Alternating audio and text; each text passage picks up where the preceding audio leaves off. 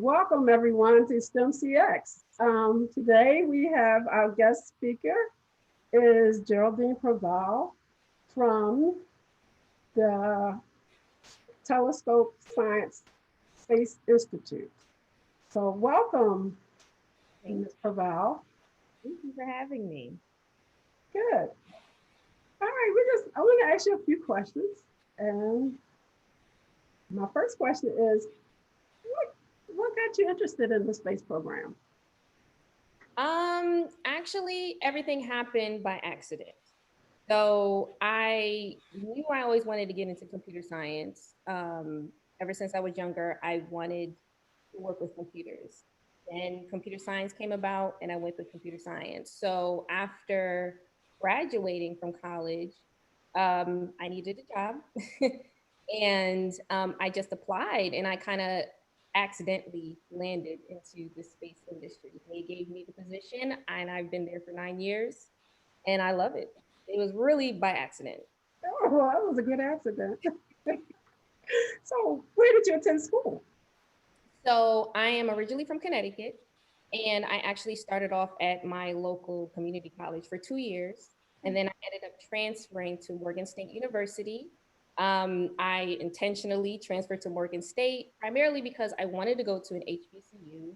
I Connecticut is diverse, but not, you know, as diverse, and I kind of specifically wanted to go to school where there are people like me in college and in academia.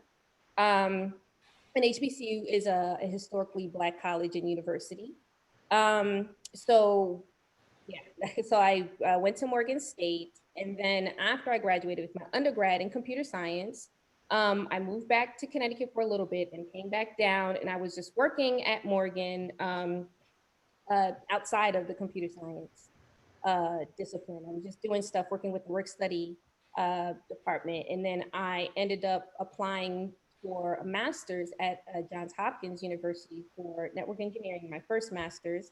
And then while I was in there, I wanted to make sure that at least I was kind of current in the computer science while I applied for other jobs. And while I was working on my first master's, I ended up applying to different jobs, but the Space Telescope Science Institute is the one that contacted me. I got the interview, and they offered me. So it was Connecticut all the way down to Baltimore. On top of that, no one that I knew back at home was in Baltimore, and I didn't want to go where everyone else was going. I wanted new things, new people, new experience, and an HBCU too, since a lot of people didn't talk about HBCUs at all back at home. So Okay, great. So tell me, what do you do at the Space Telescope Science Institute? So I am actually a software engineer. So as a software engineer, I'm responsible for designing, maintaining, and testing, and a bunch of things with the software. So the specific software that I work on is called the short-term scheduling software.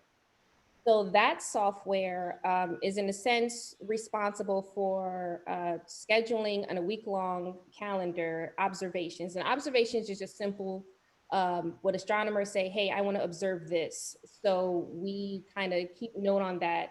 We schedule it on a calendar. And from there, the calendar is transferred into command load language or commands, and those commands are eventually uplinked, which means sent up to the telescope so it can capture images. It can point at whatever time that was placed in the calendar. It points to whatever position we need to capture whatever information or whatever images that we need. And then it just comes back down. And then from there, that's when we clean up everything so it can be ready for the public, the images. So the images that you see, I actually work on the Hubble Space Telescope, the James Webb Space Telescope, and the Nancy Grace Roman Space Telescope. And the James Webb and the Nancy Grace telescopes are not out yet. So James Webb should be launching soon. It keeps getting pushed back, but I'm not sure. And the Nancy Grace is a few years that's going to be coming out and launching. But the Hubble Space Telescope has been up since 1990, way before I even started working there. It Mm. was launched there. And the images that you're seeing right now, they're actually from the Hubble Space Telescope. So again, the software that I work on, when the commands are uplinked to the Space Telescope, and we're kind of directing and telling where this telescope needs to point, it's able to capture this kind of data and images from space, and then it's transferred back down. And then, another department in the Space Telescope Science Institute cleans everything up and then presents these images because this is what we captured. So the James Webb Space Telescope is meant to have even more clearer images than what you see with Hubble. And the Nancy Grace Roman Space Telescope is even going to be that much clearer, but also be wider. So we're going to have, we can see a wider range of what's out there in space as opposed to just a limited area. Okay.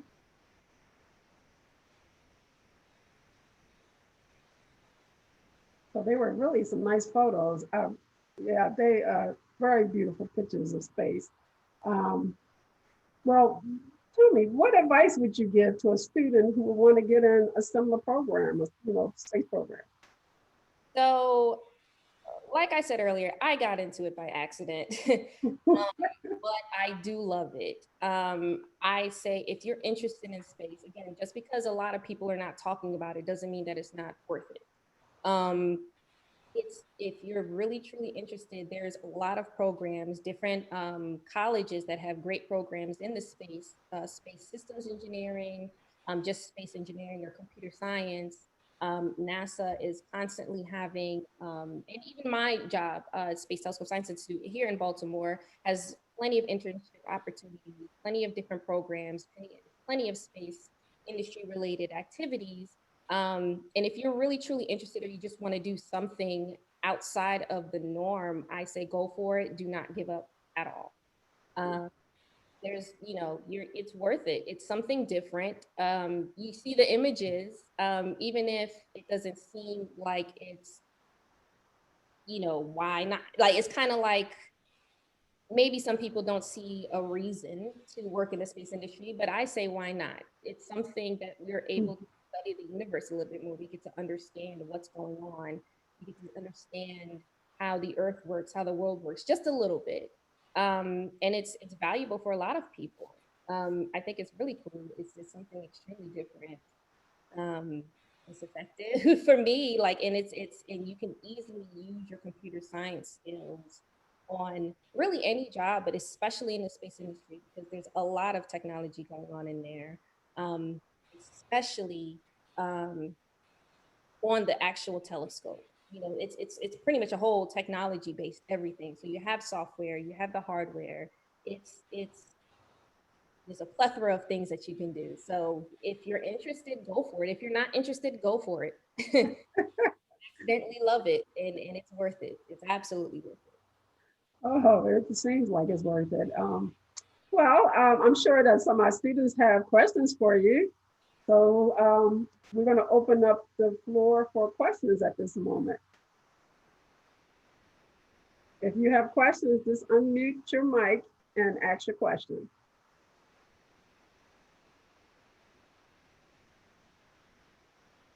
Oh, and I also do want to at least point out and let it be known, the space industry is diverse. There's plenty of Black women there. There's plenty of Black men there. And it's increasing more and more. Initially, when I first came in, it was still pretty diverse, but again, not a lot of people, especially in the Black community, even knew about the space industry or knew to even apply to it. But now it's getting out there a lot more. We're pushing more for, just Black students, Black individuals, whether you're an adult or not, just to come into it. It's something different, it's something new, and it's something exciting. So there's plenty of diversity. Okay, good. So where are you located? Baltimore. Oh, okay. In Baltimore. Hey, right here at home. Wonderful. So I have one question for you, Geraldine. What was it like at Morgan? Did you like school there? I liked it. School is school still for me though. You know, it got to the point, it was definitely exciting because it was something new for me. On the on campus experience was different. It was good. I liked it.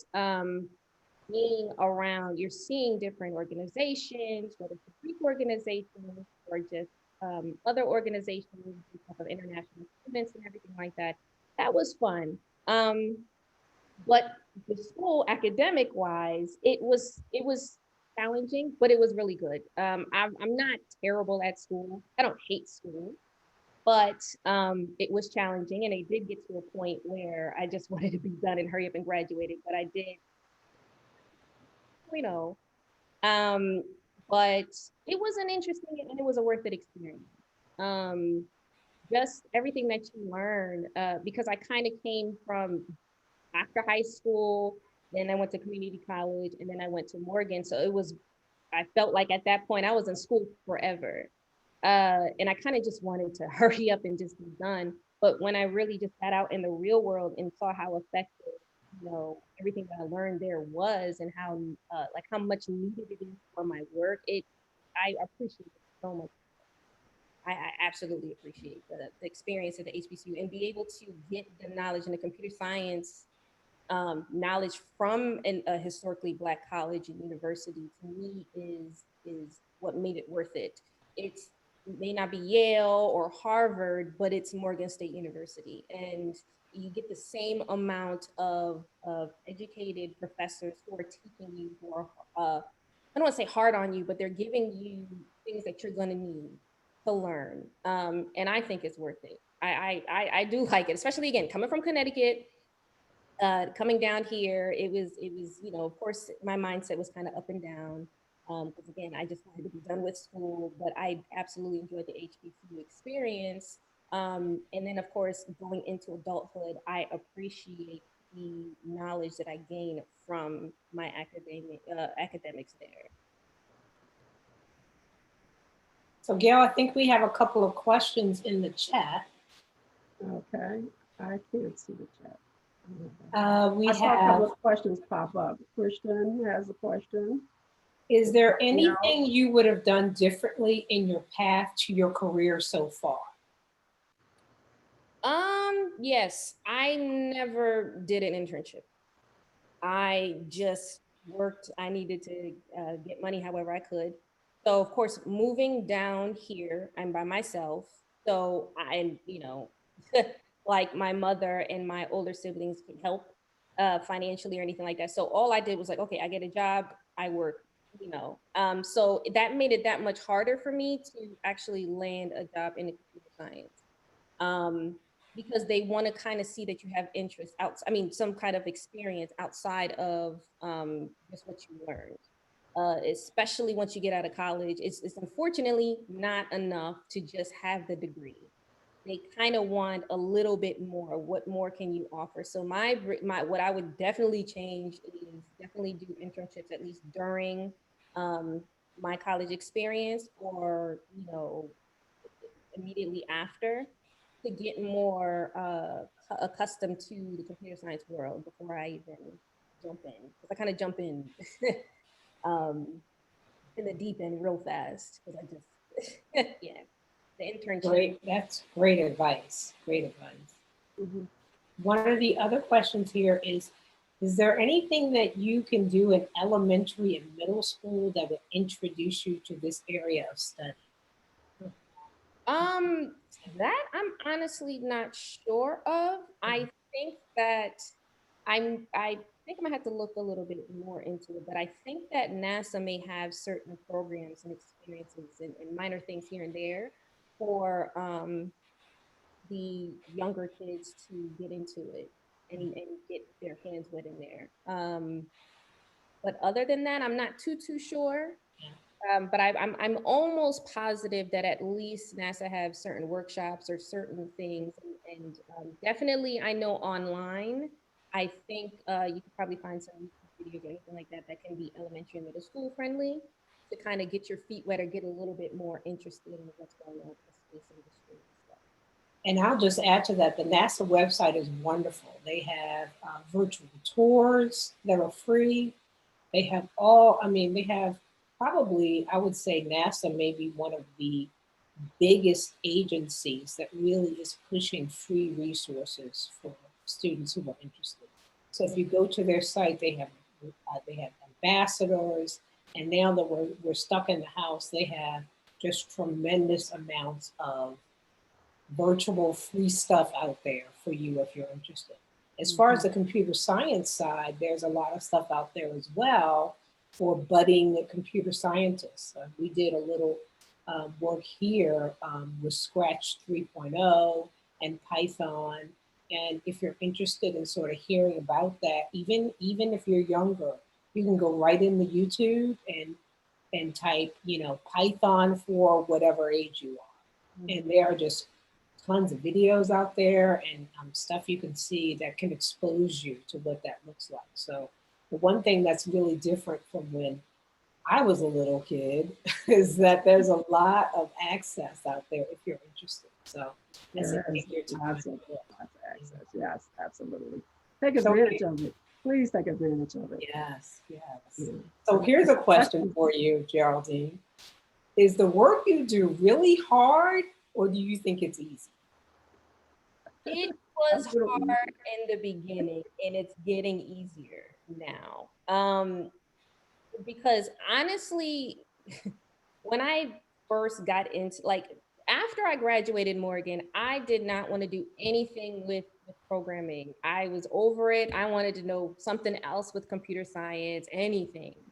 But then I got this job and I'm kind of right back into the whole coding. I'm like, okay, well, this is my destiny. This is meant to be. So I've worked on C++ programming and Fortran. Now, Fortran is a very, very old, and I'm pretty sure nobody teaches that anymore, programming. So that's, and then I'm kind of bouncing back and forth. So it kind of was a little complicated. I would kind of get confused with the languages while I'm trying to fix certain areas of the software. But as time goes on, it's way easier. It just gets to the point where you're just trying to solve a problem. And if you know how to solve a problem, then it's going to be easy for you. That's yeah. So again, initially it was hard. It was intimidating, and I'm like, I don't want to mess up the telescope. I want to make sure everything works. I don't want to break anything. But then seeing how everything works, making sure that we test everything first before we actually have the software go live, made me a lot more comfortable. And then it just got easier and easier over the years. Great. There's one question here. Did you join a sorority at Morgan? I did not. I almost. I almost did. Unfortunately, some stuff happened and I couldn't. Not with me. I didn't do anything bad, but I couldn't. And it was just all kind of crazy stuff. And then it just got to the point where I'm like, never mind. And then I thought about joining a grad chapter, but then life happened. So Decided against it. I joined the grad chapter when I was 51. So you have plenty of time to decide. I still think about it, but then I'm like, am I too grown for this? Like, No. I said I joined at 51 and I'm glad I did. Which sorority? Wonderful. I'm AKA. Okay. And I met a bunch of. Oh, I just saw your blanket. Right. I did that. Yeah. I met a bunch of wonderful people, and I'm glad I did. So my daughter had grown and left the house, and I needed like a whole new sort of social circle, and it worked out very well. So you have time. I still think about it. I think I need to be more convinced. Yeah. Again, the older I get, I'm like, do I have time? Can I do it? Do I really want to do it? But I really wanted the undergraduate experience, yeah. But I didn't want to. Okay, I can't do this, and I didn't want to hop sororities. Like, okay, well maybe this one, and I just wanted to stay firm, but it just didn't unfortunately happen that way. So maybe grad chapter. Maybe. Think about it. Okay. I wanted to ask you, what you're doing now, do you see yourself doing this in 5 years and 10 years, or are you looking to do something different at some point? I'm open. So I do like what I do as, you know, a software developer, software engineer. But I'm open to trying new things. So I got my second master's in systems engineering, and that's pretty much kind of overseeing a whole system together, and interconnecting them together and making sure they all work. So that's kind of like a step up. So the small piece of software that I work on, like the whole scheduling stuff, I would oversee kind of thing, the scheduling software, like as a whole. So I'm thinking of that. But again, I'm open. I'm okay with this though, because I'm actually really happy. It does excite me uh, to know, just to fix things and just to know that it like and see what my work does. Like that's kind of keeps me going. In 5, 10 years, I can continue doing this. But I'm definitely open to dipping my hands in other areas as long as it's still engineering and computer science. I'm open. Really. So there is a question about that in line of education. Are there additional educational opportunities you think you need to pursue to stay on top of the profession? So you have 2 masters. Can you see yourself getting maybe a PhD or a certificate in a certain area or something to feel like you can stay on top of your profession? Um, I thought about it. I kind of had to stop because the debt is just increasing. I'm like, all right, I don't need any more. But I did think about seeing if I can get a certificate in like space systems engineering. But I see that the program that I want to get into is only another master's. I'm like, I'm not getting another master's. Yeah. So I can see myself probably getting a couple of certificates just to kind of stay more current. And specifically, since I'm at this point, I have my mind set on the space industry. I would do things, you know, space, computer science, engineering related. It has to all kind of combine. So I'm open to it. It's not required though. You know, once you're in, you're in. And once you get those skills, you're pretty much good to go for the rest of your life. I just did it. Well, my first master's initially, again, this is before I had this job, so I kind of wanted to stay current. And then my second master's was well into, you know, my career at the Space Telescope Science Institute. I just made that conscious decision because I just wanted to know a little bit more outside of the small group that I work in. Kind of wanted to see what the higher ups are doing, or what the system engineers are doing. Um, Systems engineers do, but I don't have to really, I don't have to get any more education to get that. It's kind of like a hands-on, you learn as you go experience. Okay. We have a question here. What advice would you give to someone who wants to pursue their dream in engineering? Just go for it. Just keep going. Don't stop, don't quit, no matter how hard it is. It's worth it at the end. I remember plenty of times at Morgan, there are people who were switching their majors here and there. I don't know what they're doing now. I don't know if they're doing anything in engineering, but just do not give up. If you really like it and you really want to do it, the payoff is worth it. I promise you. It's exciting. It's worth it. It's something that, you know, a lot of people don't do. And unfortunately, I'm glad that it's increasing, but the Black community too. There's not a lot of us into engineering, you know, industry, let alone the space engineering industry at all.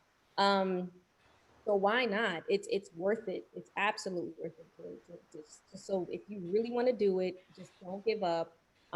If you can find YouTube videos, small programs, workshops that you could get into, I definitely suggest to get into it. But if not, that's okay. Just do your research on what program in college that you would want to get into. Just do whatever research that you need. Make sure that you are interested at least enough in that, and then go for it and just continue writing it out. That's it. Don't give up. I mean, the whole STEM stuff that we talk about every week. Sometimes it is tough, but there are people out there to help you. There's tutoring programs. There's teachers that can help you. There's mentors that can help you. And if you want to do it, you cannot give up on yourself. You got to go through it. Just like you said, it's a dream that you want to pursue. Don't give up. So I totally agree with you there. There's another question here. Is there a professional organization for people in your career, particularly African Americans? Like, is there, I don't know, is there a computer science, African American computer science organization or something like that? So yeah, apparently, yes. So there is the, is it NSB? So I think that's the Yeah. National Black Science Engineers. Engineers. So Yeah, there's, yeah. and I think there's another one. I think it's NSBP or something. So I Okay. think that's National Society of Black Businesses. It's I think it's more of I forgot specifically, but there's definitely like another one too. But for engineers, I think the engineers can join that one too. But I know for sure NESB. Um, yeah. And Or there's a question about any advice on networking and finding mentors. um, I don't really have much advice on actually finding one. Well, okay, no, I lied. So I think that talk to a teacher or talk to an adult, and let them know your interest, and then from there, see if they can direct you to the right direction. Because again, unfortunately, I everything happened later on, so any networking efforts kind of happened towards the tail end of Morgan, or you know in my actual career where I would get mentors and everything like that. But if you can find an adult just to talk to, and maybe they can help you, or a teacher, they can steer you to the right direction, and let them know that you're interested in getting a mentor. Let them know that you're interested, and see what they can do. Um, Now, worst case that they say no, do some research online to see if there's any kind of mentoring that you can do or get involved in, and see if that can work for you. At least do what you can before you get into college, if you can. But I do know once you get to college, there should be, tutors, mentors. You should have a lot more access to networking and mentorship. But before then, definitely talk to an adult, or any teacher, parents. And if that doesn't work, then do research to find any other program outside of that, to see if they can mentor you and they can do that. And I'll just add to that. So I see, Christian, you're asking, do you have to be in at least middle school to be a mentor? And I would say that depends on the kind of mentor you're looking for. If you're looking for one that's going to help you as far as career choices, you might want to wait until you're middle school. But if you're younger and you're just looking for one that can help you with ideas about how to organize your work and everything, then it's never too young to look.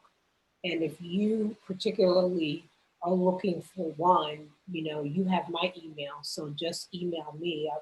I'll put my email again in the chat, because I have access to a lot of people who are looking to do that. So certainly email me. I would say another one is, we're all shut in with COVID. And you would be surprised if on Instagram, and I know a lot of you kids are on Instagram, if you DM somebody on Instagram, you see who's doing something cool in a field that you might want to do. Like if you see a doctor that has an Instagram account, you would really be surprised how many people on Instagram, first of all, would love to mentor you, and secondly, would actually respond.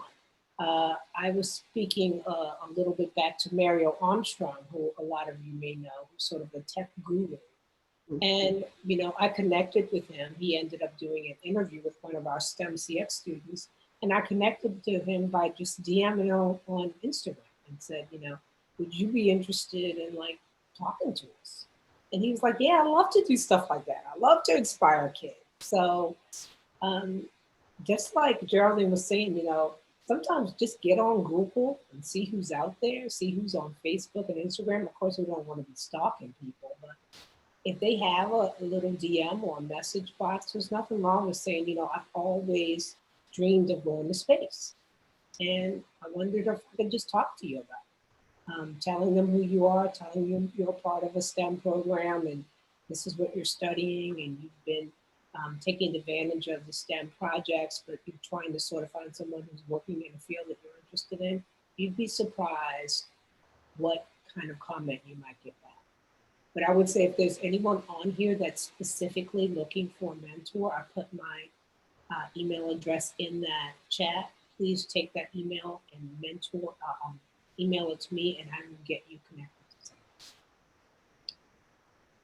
Okay, so do we have any other questions for Geraldine? Okay. If not, Gail, I'll let you close us out. Okay, well, first I want to say thank you, Geraldine, for joining us and inspiring us with all the information that you shared with us today. I want to say thank you to all the young people who signed on and are interested. And I just want to encourage you to pursue, if you're interested in this field, talk to Sandy, email Sandy if you need a mentor, and